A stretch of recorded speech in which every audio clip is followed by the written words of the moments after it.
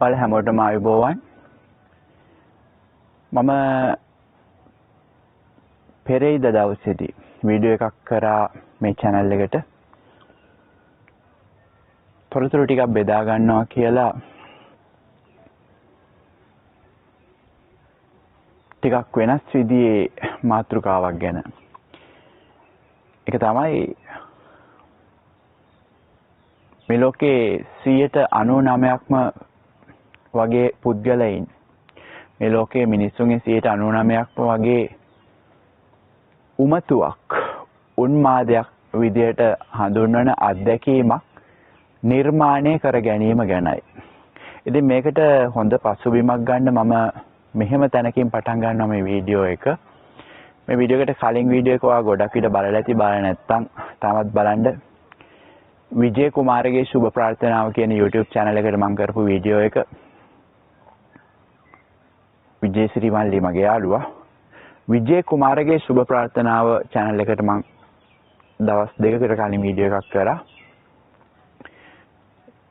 විජේ කුමාර මල්ලි ඒ වීඩියෝ එකට දාපු මාතෘකාව තමයි අපේ සමන්ත අයියා ආයෙත් මුල් ඒරියාවේ යන්නයි ලෑස්තිය කියලා. අපේ සමන්ත අයියා ආයෙත් මුල් ඒරියාවේ යන්නයි ලෑස්තිය කියලා. මම එයාට කිව්වා ඒ විදිහට මාතෘකාව දාන්න කියලා. මොකද මේ ලෝකේ මිනිස්සුන්ගේ 99%ක් දෙනෙක් ඒ වීඩියෝ එක බලලා කියයි පිස්සෙක් කරපු වීඩියෝ එකක් කියලා. ඉතාලම කලාතුරකින් කෙනෙක් මේකේ ගණ්ඩ දෙයක් තියෙනවා කියලා හිතයි. මොකද මේ ලෝකේ මිනිස්සු ගොඩක් උගත් බුද්ධිමත් අය. පිස්සු අඩුයි. උන්මාදයකින් ජීවත් වෙන මිනිස්සු අඩුයි. ඉතින් මම මේ වීඩියෝ එකට ආරම්භවම ගන්නෙ වීඩියෝ මාලාවක් මේක. මේ වීඩියෝ මාලාවට ආරම්භවම ගන්නෙ මේ ලෝකේ කෝටිපතියෝ බිලියනපතියෝ ලක්ෂපතියෝ විතරක් නෙමෙයි කෝටිපතියෝ බිලියනපතියෝ උදේ හවහ කියවන පොතක් තියෙනවා. ඒ පොතට කියන්නේ Think and Grow Rich කියලා. සිතුවිලි පාවිච්චි කරලා ධනවත් වෙන්න කියලා ඒ පොතේ නම. ඒක ලියලා තියෙන්නේ එදා මෙදා තුර ඇමරිකාවෙන් බිහිවෙච්ච සාර්ථකම පුද්ගල සංවර්ධන උපදේශකයා නැපෝලියන් හිල් කියලා. එයාගේ නම නැපෝලියන් හිල්. මේ ලෝකේ නැපෝලියන් හිල් මහත්තයා ලියපු Think and Grow Rich පොත තරම් දැන් මේ පොත ලියවෙලා අවුරුදු 120කටත් වැඩි 120ක් විතර ඇති මං හිතන්නේ. හරියටම මට මතක නෑ ඒක ලියවෙච්ච අවුරුද්ද 100කට වැඩි කොහොමත්. ඉතින් මේ පොතේ නැපෝලියන් හිල් කියන ශ්‍රේෂ්ඨ පුද්ගල සංවර්ධන උපදේශකයා ලියලා තියෙන්නේ එයා හම්බ වෙච්ච ඇමරිකාවේ දියුණුවේ ආරම්භක කාලේ ඇමරිකාව මෙච්චර දියුණු වෙන්න ආරම්භ වෙන කාලේ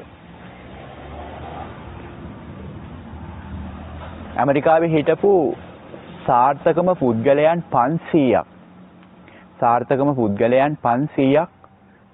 පෞද්ගලිකව මුණ ගැහිලා එයා එකතු කරගත්තු තොරතුරු ඇසුරෙන් තමයි මේ පොත ලියලා තියෙන්නේ. ඒ පොතට කලින් එයා ලියපු පොතට කියන්නේ The Law of Success කියලා. සාර්ථකත්වයේ මූලධර්ම. සාර්ථකත්වයේ නීති කියලා එයා පොතක් ලියලා තියෙනවා. The Law of Success කියලා. ඒ පොත ගොඩක් ලොකුයි. ඒ පොත කෙනෙකුට කියවන්න සෑහෙන කාලයක් යන නිසා පොත බරින්දා එයා Think and Grow Rich කියලා පොත සරල කරා පහු කාලයකදී. සිතුවිලි යොදාගෙන ධනවත් වෙන්න කියලා. මේ ලෝකේ ඒ පොත කියවලා නැති කෝටිපතියෙක් නැති තරම්. මේ ලෝකේ බොහොමයක් කෝටිපතියෝ ඒ පොත 10 පාරකට වැඩිය කියවලා තියෙනවා. ඇමරිකාවේ විශේෂයෙන්ම 10 පාරකට වැඩිය කියවලා තියෙනවා. ඒ පොත ආදර්ශයට අරගෙන පොත් දහස් ගාණක් ඊට පස්සේ ලියවිලා තියෙනවා වෙන කතුවරයන් අතින්. ඒ පොතේ ඒ තරම්ම හරියට ඒක කෝටිපතින්ගේ ලෝකේ බයිබලයක් වගේ. Think and Grow Rich පොතේ නම. ලංකාවේ සිංහල පරිවර්තනයත් හොයාගන්න තියෙනවා. ඒ පොතේ 14 වෙනි පරිච්ඡේදයට මම යන්නේ මේ වීඩියෝ එකේ අපිට වැදගත් දෙයක් බෙදා ගන්න. ඒ පොතේ 14 වෙනි පරිච්ඡේදයට කියලා තියෙන්නේ 6 වෙනි ඉන්ද්‍රිය කියලා. Sixth sense. 6 වෙනි ඉන්ද්‍රිය කියලා තියෙන්නේ. ඔබේ 6 වෙනි ඉන්ද්‍රිය කියලා තමයි මේ පොතේ 14 වෙනි පරිච්ඡේදයේ තියෙන්නේ. 14 වෙනි පරිච්ඡේදයේ ඊටාම වටිනා පණිවිඩ ටිකක් කතුවරයා අපි එක්ක බෙදා ගන්නවා. එයා කියනවා ඒ පොතේ මුල් පියවරවල් ටික අනුගමනය කළා 14 වෙනි පරිච්ඡේදයට ආපු කෙනෙකුට පුළුවන් කියලා විශ්ව විඥානය එක්ක ගනුදෙනු කරන්න.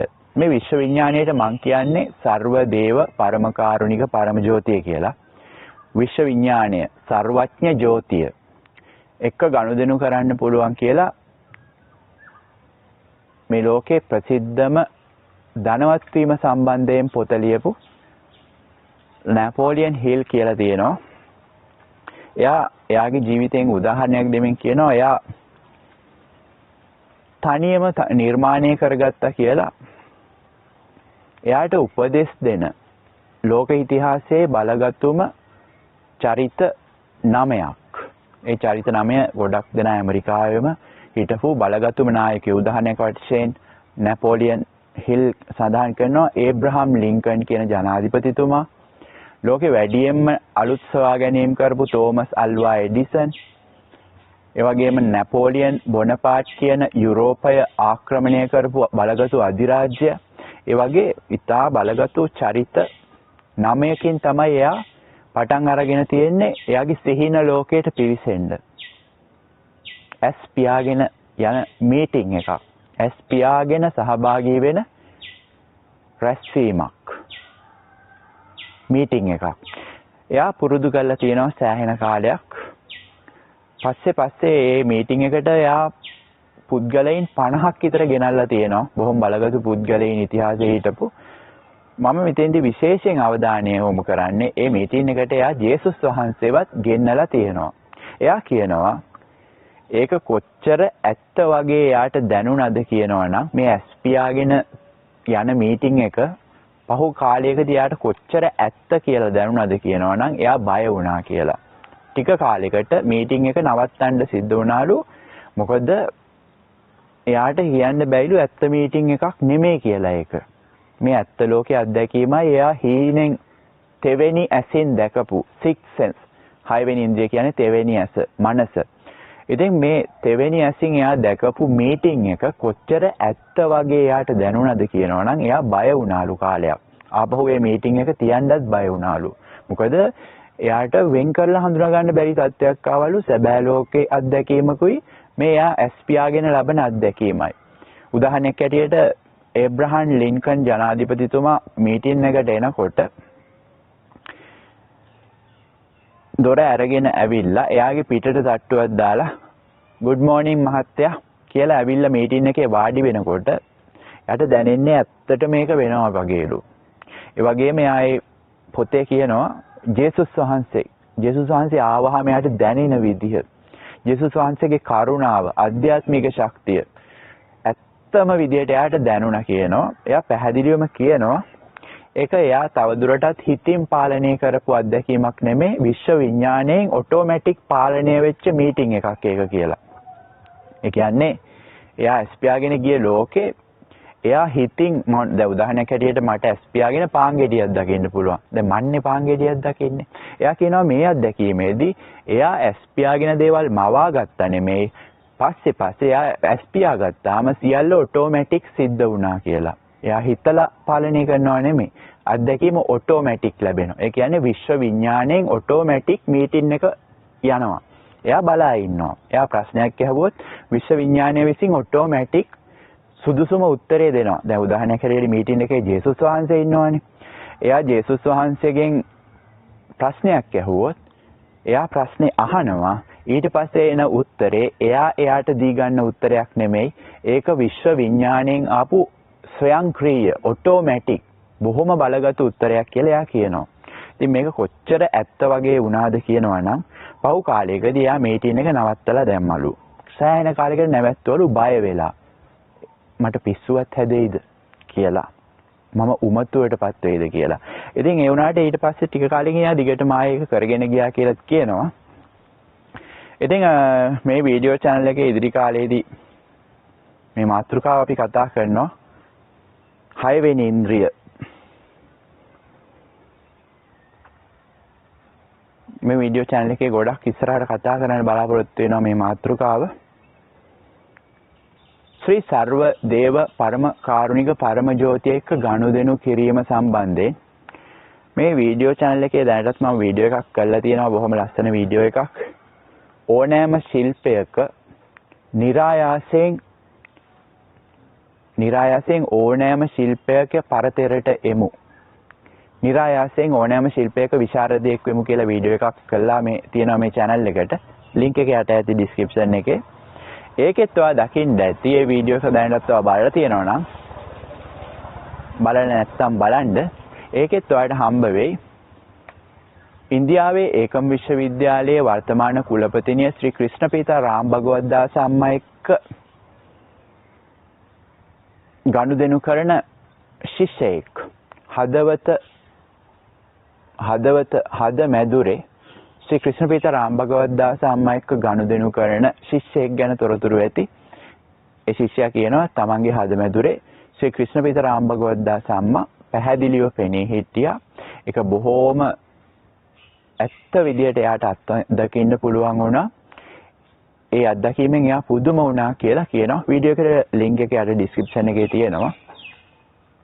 ඊට අමතරව මේ වීඩියෝ එකෙන් ඔයාලට හම්බ වෙයි ඉන්දියාවේ එකම විශ්වවිද්‍යාලයේ නිර්මාතෘ විමුක්තිශ්වර විෂ්ණු අවතාර ශ්‍රී කල්කී භගවාන් තමන්ගේ ශිෂ්‍යාවකගේ හදමැදුරේ අවදි වෙච්ච හැටි, ඒ ශිෂ්‍යාවට දැනෙච්ච හැටි, තමන්ගේ ගුරුතුමා තමන්ගේ ඉස්කෝලේ නිවාඩු කාලේ විශ්වවිද්‍යාලයෙන් ගිහිල්ලා නිවාඩුවට ගෙදර ඉන්නකොට ගුරුතුමා තමන්ගේ හදවතේ පෙනී හිටපු හැටි, ගුරුතුමා දීපු උපදෙස් මේ කණෙන් ඇහෙනවා වගේම පැහැදිලිව ඇහිච්ච හැටි, එයා පුදුමයටපත් වෙච්ච හැටි සියල්ල මේ වීඩියෝ එකේ ඇති.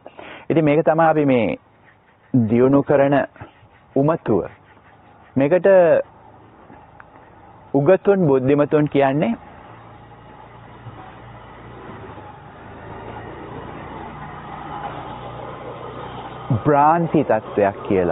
භ්‍රාන්ති තත්වයක් කියලා.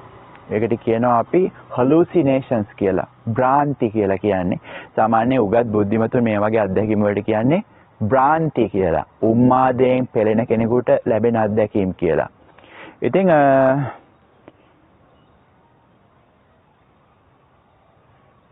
මම කලින් වීඩියෝ එකේ කිව්වා ඒ වීඩියෝ එකට link එක යට ඇති. අපේ සමන්ත අයියා ආපහු මුල් ඒරියාවේ යන්නයි ලෑස්තිය කියලා කරපු වීඩියෝ එකෙත් ඒ වීඩියෝ එකෙත් මම පැහැදිලිවම කතා කරා විශ්ව විඥානයේ එක්ක ශ්‍රී සර්වදේව පරමකාරුණික පරමජෝතිය එක්ක ටෙලිෆෝන් එකක් පාවිච්චි කරලා ගනුදෙනු කිරීම සම්බන්ධයෙන්. ඒක දියුණු කරන්න පුළුවන් කියලා මම කිව්වා. මහා ලක්ෂ්මී, මහා විෂ්ණු මිහිමත ලබා දෙන වරදාන මිනිස්සුන්ට ලබා ගන්න විෂ්ණුයි මිනිස්සුයි අතර අතරමැදියෙක් වෙන මට්ටමට දියුණු කරන්න පුළුවන් කියලා මම ඔයගොල්ලන්ට කිව්වා. ඒ කියන්නේ ඔයා ගොඩක් විට වරදා මුද්‍රාව දැකලා ඇති. වරදාන මුද්‍රාව මේකට කියන්නේ අභය මුද්‍රාව කියලා. මේක අභය මුද්‍රාව. ඔයා දැකලා ඇති විෂ්ණු දෙවියෝ මහා ලක්ෂ්මී මෑණියෝ මේ මුද්‍රාව එක්ක. මේකට කියන්නේ අභය මුද්‍රාව කියලා. මේකට කියන්නේ වරදා මුද්‍රාව කියලා. වරදාන මුද්‍රාව.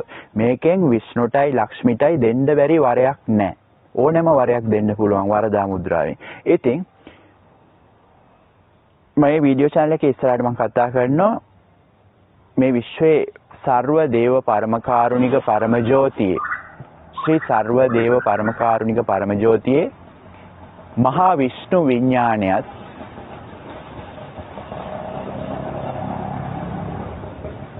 මේ විශ්වයේ ශ්‍රී සර්වදේව පරමකාරුණික පරමජෝතියේ මහා විෂ්ණු විඥානයත් මහා ලක්ෂ්මී විඥානයත් මිහිමත තමන්ගේ බැතිමතුන්ට ලබා දෙන වරප්‍රසාද වරදාන ඒ මිනිස්සුන්ට ලබා ගන්න විෂ්ණුයි ඒ මිනිස්සුයි අතර ලක්ෂ්මී ඒ මිනිස්සුයි අතරමැදියෙක් වෙන්න කොහොමද මත් වෙන්නේ කියලා කලින් වීඩියෝ එකේ මම කිව්වා. යම්කිසි මත් බවක් තියෙන කෙනෙකුට විතරයි මේක කරන්න පුළුවන්. අපි කතා කරනවා කොහොමද මේ ගානට මත් වෙන්නේ කියලා. ඒ කියන්නේ මහා ලක්ෂ්මී සෞභාග්‍යයේ අධිපතිනිය. මහා ලක්ෂ්මී සෞභාග්‍යයේ අධිපතිනිය සහ ඔයාගේ හිතවතෙක් හෝ සමහරට ඔයාගේ පාරිභෝගිකයෙක් වෙන්නත් පුළුවන් දවසක මහා ලක්ෂ්මී සෞභාග්‍යයේ අධිපති දේවතාවියයි මේ ලෝකේ මිනිස්සුයි අතරමැදියෙක් වෙන්න මහලක්ෂ්මීගෙන් වරදා මුද්‍රාව ලබා ගන්න තමන්ගේ පාරිභෝගිකයන් වෙනුවෙන් එහෙම නැත්නම් තමන්ගේ හිතවතුන් වෙනුවෙන් තමන්ගේ නෑදෑයන් වෙනුවෙන් තමන්ට ආදරය කරන අය වෙනුවෙන් ටෙලිෆෝන් එකක් පාවිච්චි කළා. මහලක්ෂ්මී දේවියගෙන් වරදාන ලබා ගන්න තමන්ට කිට්ටු අය වෙනුවෙන් එහෙම නැත්නම් තමන්ගේ පාරිභෝගිකයෝ වෙනුවෙන් වෙන්නත් පුළුවන්. ඒ කියන්නේ ඔයාට කාලයක් මේක පුරුදු කරාට පස්සේ පුළුවන් වුණොත් මටත් තාම බෑ. මම කිව්වනේ කලින් වීඩියෝ එකේ මම පැහැදිලිවම කිව්වනේ මට උපාධිය තියෙන්නේ විරහවෙන් මත්වීම සම්බන්ධයෙන්. ඒකට මට ඉහළම උපාධියක් තියෙනවා. දැන් තමයි මම පටන් අරගෙන තියෙන්නේ ආනන්දයෙන්, බ්‍රහ්මානන්දයෙන්, ක්‍රිෂ්ණානන්දයෙන් එහෙම නැත්නම් බුද්ධානන්දයෙන් මත්වීම අධ්‍යයනය කරමින් ටිකින් ටික ඉස්සරහට යන්න මම මේ දේවල් කරන්නේ මගේ ගමන් මාර්ගයට ආශිර්වාදයක් ලබා ගන්න. මොකද තමන් සතු දෙයක් තව කෙනෙකුට උගන්වනකොට තව කෙනෙකුට තමන් ගමන් කරන මාර්ගයේ වටිනාකම පෙන්වනකොට ශිෂ්‍යයෙකුට වැඩි වැඩියෙන් එයාගේ ගුරුවරුන්ගෙන් ආශිර්වාදයේ අනුග්‍රහය ලැබෙනවා. ඉතින් අන්න ඒකින්දයි මම මේක කරන්නේ. නැත්තම් මට මේක තව අවුරුදු ගාණක් බලා ඉන්න තිබ්බ මේ දේවල් ඕගොල්ලෝ එක්ක බෙදා ගන්න. ඒ වුණාට මම ඉස්කෝලේ යන කාලේ ඉඳලා දැනගත්තු දෙයක් තව කෙනෙකුට කියා දෙනවා කියන්නේ ඒකෙන් වැඩියෙන්ම ප්‍රයෝජනවත් වෙන්නේ කියා දෙන කෙනාට. මම ඉස්කෝලේ යන කාලේ විශ්වවිද්‍යාලයේදී ඉගෙනගත්ත දෙයක්. මම කෙනෙකුට යමක් කවදා හරි කියා දුන්නාද ඒ කියා දීපු දේ වැඩියෙන් ඉගෙන ගත්තේ මම. ඒකින්ද මේක සේවයක් විදියට කරන්නේ. මට තාම මහලක්ෂ්මී මෑණියන්ගේ වරදාන මට කිට්ටු අයට ලබා දෙන්න හැකියාව නැහැ. මම තාම ගොඩාක් දුර ගිහිල්ලා නැහැ. මහලක්ෂ්මී මෑණියන්ගේ මහා විෂ්ණු දෙවියන්ගේ වරදාන මගේ කිට්ටු අයට හෝ මගේ පාරිභෝගිකයන්ට මොකද මේ හැකියාව තියෙනවා නම් ඕනතරම් පාරිභෝගිකයෝ ලබා ගන්න පුළුවන්. ඊට පස්සේ විශාල ප්‍රශ්න විසඳන්න පුළුවන්. විශාල විසඳුම් ගේන්න පුළුවන්. විශාල සෞභාග්‍යයක් මිහි මතට ගේන්න පුළුවන්. විශාල සුවපත් වීමක් මිහි මතට ගේන්න පුළුවන්. ඉතින් මට හැකියාව තාම නැහැ. මම මේක කරන්නේ යමක් ඉගෙන ගන්න කෙනෙක් ඒක තව කෙනෙකුට ලබා දෙන විදිහට. මොකද දෙන දේ තමයි ලැබෙන්නේ. එහෙනම් අපි ඉස්සරහට වීඩියෝ මාලාවේ ඉස්සරහට යන්. මම ඔයාලට අද පෙන්නුවේ මේ මම බෙදා ගන්න හදන එක අමුතු දෙයක් නෙමෙයි, අරුමයක් නෙමෙයි. මේ ලෝකේ බහුතරයක් දෙනා මේක ප්‍රතික්ෂේප කරාට ලෝකේ ධනවත් වීම පිළිබඳව බලගතුම පොත ලියපු, මේ ලෝකේ හැම කෝටිපතියෙක්ම කියවපු පොත ලියපු නැපෝලියන් හිල් කියන කතුවරයා තමන්ගේ සුප්‍රසිද්ධම පොතේ පැහැදිලිව මම මේ බෙදා ගන්න අත්දැකීම සඳහන් කරලා තියෙනවා. කැමති නම් ඔයා ඒ පොතේ සිංහල පරිවර්තනයක් අරගෙන 14 වෙනි පරිච්ඡේදය කියවන්න. නැපෝලියන් හිල් කොහොමද ජේසුස් වහන්සේ එක්ක ගනුදෙනු කරේ තමන්ගේ ගෙදර මීටින් තියතිය කියලා. ජේසුස් වහන්සේ එක්ක ගෙදර රැස්වීම තිබ්බේ කොහොමද නැපෝලියන් හිල් කියලා පොත අරගෙන කියවලා බලන්න. එහෙනම් මේ වීඩියෝ එකේ පමණයි. අපි ඉස්සරහට වීඩියෝ මාලාවකින් මෙහෙම කතා කරගෙන යමු. විශ්වයේ අනන්ත සෞභාග්‍ය මිනිස්සු අතරට ගේන පාලමක් අතරමැදියෙක් වීම සම්බන්ධයෙන්. එහෙනම් මේ වීඩියෝ එකේ පමණයි. ඔයාට ආයුබෝවන්.